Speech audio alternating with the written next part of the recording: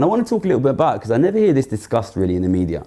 So on this channel, I talk a lot about, and I have been talking a lot about for a long time, the fact that the economy is going to keep getting worse.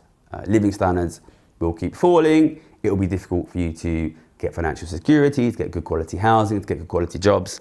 And because inequality will keep rising, that will keep getting worse. And I think when I first started saying that, and I first started betting on this back in 2011, that was a really not popular opinion. There was a general sort of consideration that the economy was getting better and it would recover and it would get better.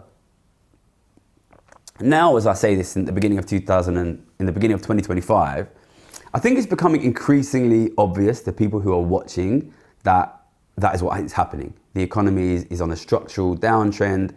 Things are going to get worse and worse.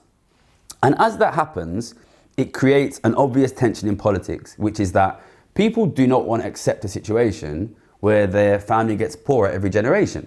People don't want their kids to be poorer than they are. People don't want their grandkids to live in poverty.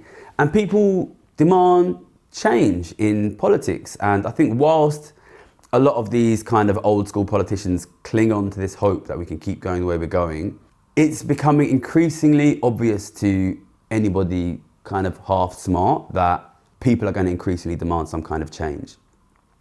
What that means is we're kind of already in a situation now in our society where there has to be a discussion, and there is already a discussion about where do we go? How do we change things? And I think in the next 10 years probably, maybe sooner, you will see a significant change in the way our politics is run, what politicians offer and what people demand. And that is because the status quo is increasingly obviously not working for most people. So if you're somebody like Elon Musk and you are the richest person in the entire world, you're going to look at a changing world and you're going to look at people that are demanding different things. You're going to look at people like me, who are demanding less inequality, higher taxation of the rich, lower taxation of ordinary workers.